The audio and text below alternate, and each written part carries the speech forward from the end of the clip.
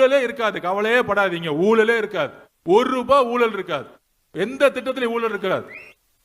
நம்ம அண்ணன் முதலமைச்சர் என்ன வீடு கட்டி கொடு சொன்னாரா? ஊழல் இருக்காது. ரேஷன் கடையா? ஊழல் இருக்காது. இன்னும் 2-3 மாசத்துல பாருங்க, கீழே இருக்க ஊழல் மொத்தமா தூக்கி எறியப்படும். உங்களை தேடி வர எல்லா திட்டங்களும். உங்க பெண் குழந்தைய படிக்க வைக்கணுமா? அதுக்கான திட்டங்கள் வரும். உங்க பெண் குழந்தை படிச்சதுல இருந்து ஸ்கூலுக்கு போய் கல்லூரிக்கு போய் வேலை வரைக்கும் இந்த அரசே தத்தெடுக்கும். நீங்க கவலையே படாதீங்க, கொஞ்சம் கொஞ்சம் பொறுத்துக்கோங்க. இந்த திருவண்ணாமலையில இந்த ஜவாது மலையிலிருந்து உருவாக்கணும். முக்கியமா இங்க இருக்கக்கூடிய மலைவாழ் மக்கள்ல எல்லா நிறைய இடத்துல குழந்தை திருமணம் நடந்துகிட்டே இருக்கு. அப்போ உங்களுக்காக திட்டங்களை கொண்டு வரதுக்கு தான் அமைச்சர்லாம் விட்டுருங்க, அமைச்சர் எம்எல்ஏ எல்லாம் விட்டுருங்க. என்ன வந்து உங்களை ஒரு தம்பியா பாருங்க, இல்ல ஒரு அண்ணனா பாருங்க, இல்ல ஒரு சகோதரனா பாருங்க. நாங்க எல்லாம் உங்களுக்காக வந்திருக்கோம். இந்த அமைச்சர்லாம் அப்புறம்தான். உங்கள ஒரு ஆள் மாசத்துல 2 நாள் இங்க வருவேன். திருவண்ணாமலை ஜவாது மலை இங்க வருவேன். உங்களை தேடி நான் உங்க வீட்டுக்கு வரேன். ஆனா யாரும் கல்யாணம் பண்ணக்கூடாது. கல்யாணம் பண்ணி வச்சீங்க இல்ல, அப்படி கல்யாணம் பண்ணி வச்சிற மாதிரி நீங்க பேச்சுவார்த்தை நடத்தினால நான் வந்து நிப்பேன் வீட்டுக்குள்ள. அந்த குழந்தைய பாதுகாக்கிறதுக்கு நான் வந்து நிப்பேன். போலீஸ்லாம் வராது, நான் வந்து நிப்பேன். அண்ணனா நான் வந்து நிப்பேன். உங்களால முடியலையா? நான் அரசு அந்த பொண்ணை நான் தத்து எடுத்துக்கிறேன், விட்டுருங்க அப்படின்னு நாங்க ஹாஸ்டல்ல உருவாக்குறோம். பெண்களுக்கான ஹாஸ்டல்ல உருவாக்குறோம். வறுமைதான் புரிஞ்சுக்கிச்சு. தமிழ்நாடு முழுவதும் வட மாநிலங்களிலிருந்து பீகார், ஒடிசா, வெஸ்ட் பெங்கால் இருந்து வேலைக்கு இங்க வராங்க. ஆனா வட மாவட்டங்களில் இருக்கக்கூடிய இங்க இருக்கக்கூடிய சகோதர சகோதரிகள் வேலை வாய்ப்பு இல்லைன்னு கர்நாடகாவுக்கு வேலை போயிட்டு இருக்கோம். கள்ளக்குறிச்சியில இருந்து திருவண்ணாமலையில இருந்து ஆந்திராக்கும் வேலைக்கு போயிட்டு இருக்கீங்க. அதெல்லாம் 50 வருஷ பிரச்சனை. மாண்புமிகு முதலமைச்சர் நம்ம அண்ணன் ஆட்சியில ஒரு 5-6 வருஷம் வெயிட் பண்ணுங்க. எல்லாரும் இங்கிருந்தே வேலை செய்யக்கூடிய ஒரு நல்ல அரசா இது மாறும். நீங்க எந்த ஊருக்கு நீங்க போக வேண்டாம், இதே ஊர்ல நீங்க வேலை செய்வீங்க. கர்நாடகாக்கோ ஆந்திராக்கோ நீங்க வேலை செய்ய வேண்டிய அவசியம் இல்லை. அதுக்கான திட்டங்கள் வரும். திட்டங்கள் வரும் பொழுது வேலை செய்யறதுக்கு படிப்பு வேணும், அதுக்கு படிக்கணும். ஸ்கூல் முடிச்ச உடனே ஸ்கூல் முடிச்சுட்டா போதும் பெண் குழந்தைங்களுக்கு அப்படிலாம் கிடையாது. சென்னை மாதிரி இருக்க ஊர்ல எல்லாம் 100ல 95-100% பெண்கள் போய் ஸ்கூல் முடிச்சுட்டு காலேஜ் சேர்றாங்க, கல்லூரிக்கு போறாங்க. கல்லூரி முடிச்ச உடனே அங்க இருக்கக்கூடிய பெரிய பெரிய நிறுவனங்கள் வேலை பார்க்கறாங்க. அதே மாதிரி சென்னை மாதிரி திருவண்ணாமலை மாறணுங்கிறதுக்காக தான் மாண்புமிகு முதலமைச்சர் என்னை இங்க அமைச்சிருக்கிறார். நம்மளுடைய வேலை எல்லாரும் சேர்ந்து செய்யணும். இங்க மாவட்ட ஆட்சித்தலைவர் மட்டும் இல்ல, எல்லாரும் சேர்ந்து செய்யணும்.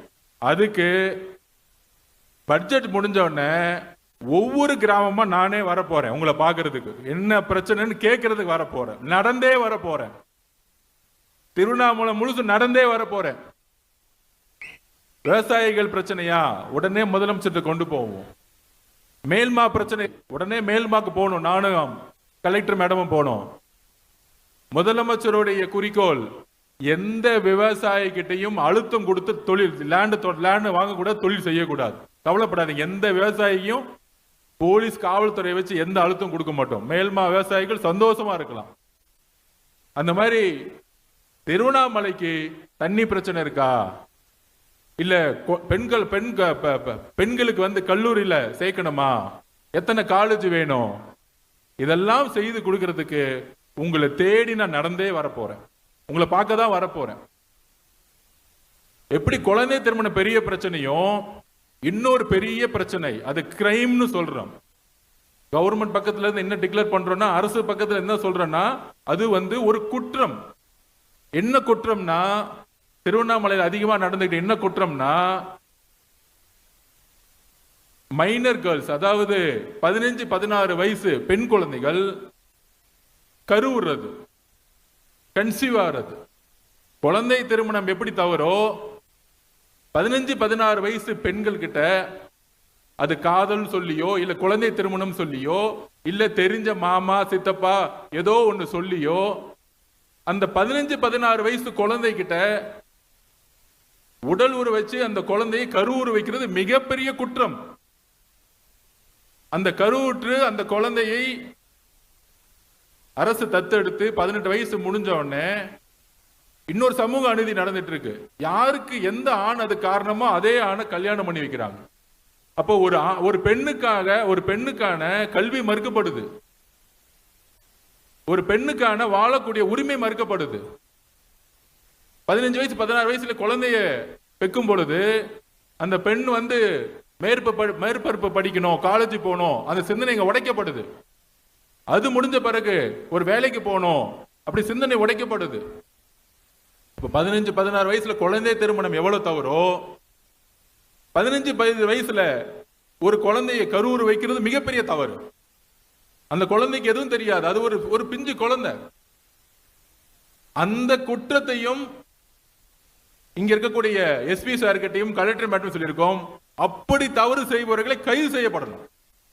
அதனால இங்க இருக்கக்கூடிய எல்லா தாய்மார்களையும் சொல்றோம், தன்னுடைய பெண் குழந்தைகளுக்கு நம்ம ஸ்கூல் முடிச்ச உடனே, பள்ளி முடிச்ச உடனே காலேஜ் போனோம், நீ நல்லா படிமா, உங்களுடைய ஆண் குழந்தையை எப்படி படிக்க வைக்க நினைக்கிறீங்களோ அதே சுதந்திரத்தோட நீங்க படிக்க வைங்க. அதுக்கான கல்லூரிகள், பள்ளிகள், வசதிகள் எல்லாத்தையும் குறிப்பாக வடமண்டலத்துல, திருவண்ணாமலையில, கடலூர்ல, தருமபுரியில, கிருஷ்ணகிரியில கண்டிப்பாக உருவாக்கப்பட வேண்டும். அது முதலமைச்சரோட கவனத்திற்கு கொண்டு போவோம். முதலமைச்சர் எங்கெல்லாம் வரும் இருக்கோ அங்கெல்லாம் திட்டங்கள் கொண்டு போங்க அப்படின்னு சொல்லியிருக்காரு.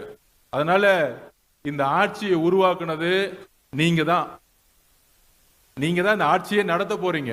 ஒரு சின்ன பிரச்சனைன்னு நீங்க அப்டேட் பண்ணா கூட முதலமைச்சர் சோசியல் மீடியா பார்த்துட்டு அந்த ஊர்ல ஏன் ரோடு இல்ல, ஏன் ஜவாது மலையில சரியான பள்ளிக்கூடம் இல்ல, உடனே அமைச்சர் போய் பாருங்கன்னு சொல்லக்கூடிய ஒரு அண்ணனை நீங்க தேர்ந்தெடுத்திருக்கீங்க, ஒரு முதலமைச்சரை உருவாக்கி இருக்கீங்க. அதனால இன்னும் கொஞ்ச காலத்து 50 வருஷம் செய்ய முடியாத, தீர்க்கப்படாத பிரச்சனைகள்லாம் கண்டிப்பாக தீர்த்து வைக்க தான் நாங்க இங்க வந்திருக்கோம். திருவண்ணாமலை இருக்கக்கூடிய எல்லா தாய்மார்களுக்கும், எல்லா பெற்றோர்களுக்கும் எங்களுடைய வேண்டுகோள், முக்கியமாக ஜவாது மலை இங்க இருக்கக்கூடிய ஒவ்வொரு தாய்மார்களுக்கும், நாங்கெல்லாம் உங்களோட இருக்கிறோம். பெண் குழந்தைகளை பெத்துட்டா உடனே கல்யாணம் பண்ணிச்சு நம்ம கடமை முடிஞ்சிச்சு அப்படின்னு யோசிக்காதீங்க. பெண் குழந்தை, ஆண் குழந்தை சரிசமமா பார்ப்போம். உங்களை எப்படி உங்களுடைய அம்மா டக்குன்னு சீக்கிரமா கல்யாணம் கொடுத்ததுனால நானும் அப்படி கல்யாணம் பண்ணி வைக்க நினைக்காதீங்க. அது ஒரு உதாரணமே சொல்லிடுறேன். எங்க அம்மாவை சீக்கிரமே கல்யாணம் பண்ணி வச்சுட்டாங்க. அந்த வாழ்க்கை பிடிக்கல, எங்க அம்மா இறந்துட்டாங்க. இன்னொரு எங்க அம்மாவோட அக்கா ஒருத்தங்க இருந்தாங்க, அவங்க படிச்சே ஆவன்னு சொன்னாங்க. அவங்க தான் எங்க பெரியம்மா. அவங்க தான் தமிழ்நாட்டுடைய first IPS, Thilakavathi madam first IPS, தமிழ்நாட்டுடைய DGP ஆனாங்க. அந்த காலத்துல ஒரு பெண் குழந்தை படிச்சு IPS ஆபீசர் ஆகி DGP ஆகிறது எவ்வளவு கஷ்டம் பெண் குழந்தையா.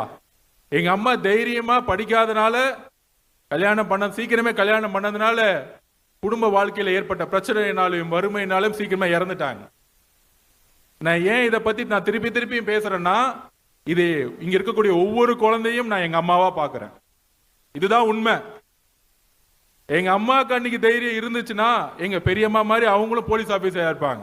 சோ இங்க இருக்கக்கூடிய ஒவ்வொரு குழந்தையும் போலீஸ் ஆபீசர் ஆகலாம், IPS ஆபீசர் ஆகலாம், IAS ஆபீசர் ஆகலாம். இங்க பாருங்க, நம்ம மாவட்டத்துடைய கலெக்டர் யாரு? உங்களை மாதிரியே ஒரு பெண் கஷ்டப்பட்டு படிச்சு மேல வந்திருக்கிறாங்க. இதுக்கு மேல என்ன வேணும்? ஒரு உதாரணம், ஒரு டாக்டர் ஆக்கலாம், ஒரு இன்ஜினியர் ஆக்கலாம், ஏன் ஜெயலலிதா மாதிரி முதலமைச்சரா கூட ஆகலாம் திருவண்ணாமலையில இருந்து. அதுக்கு இங்க இருக்கக்கூடிய அம்மாக்கள் என்ன பண்ணணும்? தயவு செஞ்சு குழந்தையில திருமணத்தை பண்ணாதீங்க, தயவு செஞ்சு படிக்க வைங்க. அதுக்கான எல்லா திட்டங்களும் நாங்க கொண்டு வரோம். ஊழலே இருக்காது, கவலையே படாதீங்க. ஊழலே இருக்காது, ₹1 ஊழல் இருக்காது, எந்த திட்டத்திலையும் ஊழல் இருக்காது. நம்ம அண்ணன் முதலமைச்சர் என்ன வீடு கட்டிக்க கொடு சொன்னாரா? ஊழல் இருக்காது. ரேஷன் கடையா? ஊழல் இருக்காது. இன்னும் 2-3 மாசத்துல பாருங்க, கீழே இருக்க ஊழல் மொத்தமா தூக்கி எறியப்படும். உங்களை தேடி வர எல்லா திட்டங்களும், உங்க பெண் குழந்தைய படிக்க வைக்கணுமா, அதுக்கான திட்டங்கள் வரும். உங்க பெண் குழந்தை படிச்சதுல இருந்து ஸ்கூலுக்கு போய், கல்லூரிக்கு போய், வேலை வரைக்கும் இந்த அரசே தத்தெடுக்கும். நீங்க கவலையே படாதீங்க, கொஞ்சம் பொறுத்துக்கோங்க. அதனால திருவண்ணாமலையில அதிகமான குழந்தை திருமணமும் குழந்தை கருவுறுவதும் அதிகமா இருக்கு. இது இன்னும் 1-2 வருஷத்துக்கு சுத்தமா தொடச்சேறியணும். ஒரு நேரத்துல எப்படி பெண் குழந்தைய வந்து பிறந்த உடனே இந்த கள்ளிப்பால்னு சொல்லிட்டு தூக்கி எறிவாங்க, அதை ஒழிச்சிட்டோம், மொத்தமா ஒழிச்சிட்டோம். இப்ப அடுத்த குறிக்கோள் என்ன? அந்த சின்ன குழந்தை கருவுறக்கூடாது, அந்த சின்ன குழந்தைய கல்யாணம் பண்ண வைக்க கூடாது. இங்க இருக்கக்கூடிய மலைவாழ் மக்களுடைய என்னோட சகோதரிகள், அம்மாக்கள், தங்கை கிட்ட நான் ஒரே ஒரு வேண்டுகோள், எல்லா திட்டங்களும் நாங்க பாத்துக்கிறோம். இது ஒன்னே ஒண்ணு மட்டும், உங்களுடைய கணவன்மார்களோ யாரோ இல்ல உங்க குடும்பமோ யாரோ சொன்னா கூட இல்ல, என் குழந்தை படிப்பா, இந்த அரசு புதிய அரசு புதுசா வந்திருக்க, என் தம்பி எங்க அண்ணன் முதலமைச்சரா வந்திருக்காரு, ஜோசப் விஜய் அண்ணன், அவரு என் குழந்தைய பாத்துக்குவாரு, நம்புங்க. இன்னும் 3-4 வருஷத்துல திருவண்ணாமலை வளர்ச்சி அடைந்த மாவட்டமா மாறும். அதுக்கு நாங்க உங்களுக்கு உத்தரவாதம் கொடுக்கிறோம். இது ஏதோ வந்து இந்த விழாவை தொடக்கி வச்சு நாங்க போக வரல, ஒரு பெரிய பெரிய கலந்தாய்வு கூட்டம் இருக்கு. அதனால தைரியமா இருக்கேன், நான் உங்களோட இருக்கிறேன். சென்னையோட அதிகமா நான் திருவண்ணாமலையில தான் இருக்க போறேன், உங்களோட தான் இருக்க போறேன். அரசியலுக்கு அப்பாற்பட்டு திருவண்ணாமலையை வளர்ச்சி அடைந்த மாவட்டமா, இங்க இருந்து பெங்களூருக்கோ இல்ல ஆந்திராவுக்கோ நீங்க தொழில் செய்ய போவாம இங்கேயே வேலை செய்யக்கூடிய ஒரு மாவட்டமா கூடிய விரைவில் மாறுங்கிறதோ உங்களோட சேர்ந்து நான் பயணிக்கிறேன். நன்றி, வணக்கம்.